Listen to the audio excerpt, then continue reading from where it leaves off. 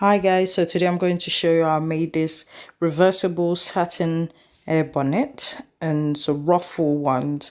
So I think these ones are quite cute, especially when it's two different fabrics. Anyway, you're going to need fabrics, you're going to need pins, tape measure and scissors, of course sewing machine. So for the fabric, for this video I'm using a 27 by 27 inch square fabric. So it's 27 by 27, two fabrics measuring the same, and then I'll fold it into four like so. And then you're going to measure from the folded edge, you measure down 13 inch. 13 inch.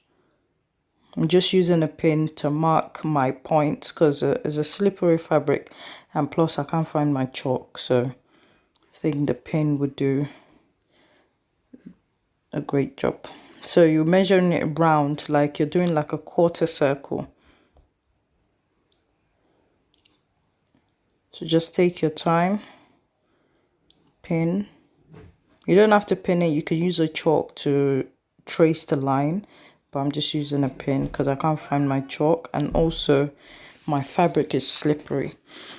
And then there you go, 13 inch all the way around, and then we're going to cut that out. If you're new to my channel, please don't forget to subscribe, like if you like the video, and share with your friends and family. So now we have a big circle. There you go. We have a big circle. So what we're going to do, we're going to start preparing to sew.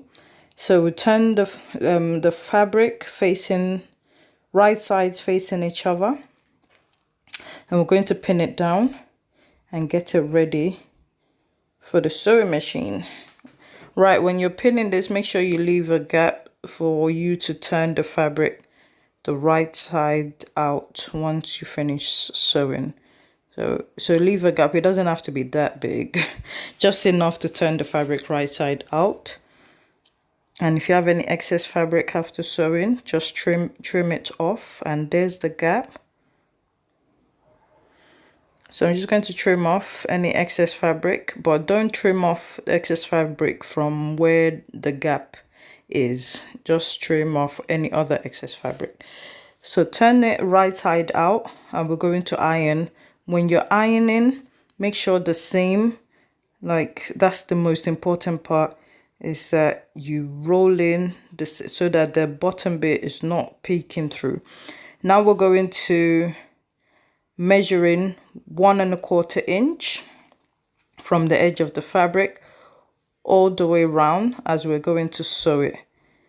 Also, we're going to leave a gap. You know where you left the first gap? You're going to leave a gap there because that's where the elastic is going to pass through. So make sure wherever you have your opening, yeah, you leave a gap there as well. And then you measure again from your first stitch, measure in again 1/2 inch or 3/4 inch. If your elastic is 1/2 inch, then measure in 3/4 inch to create the casing, like so. So from wherever you done the first stitch, you measure in 3/4 inch inward, so you to sew it. But that one, when you sew it, you sew it all the way around. You don't need to leave a gap. So we're going to put the elastic in, measure your edge, and then -2 inch. The slimmer elastics are more stretchier than the thicker ones, so you can even put the elastic around your edge just to see if it fits right. But for mine, I use the 18 inch elastic, and my edge usually measures about 24 inches. So yeah, I minus about 4 inch because it's quite stretchy. And then we're just going to close off the gaps. I'm using a blind stitch. You can close this gap off with a sewing machine if you wish. However, I prefer to do a blind stitch so everything can rhyme and it can look nice and neat. I would advise to do a blind stitch if you're selling this, but if it's for you, you could just use a sewing machine. And make sure to close off the other gap from the casing area with your sewing machine. And that's that really. Hope you enjoyed this video, guys, and thanks for watching.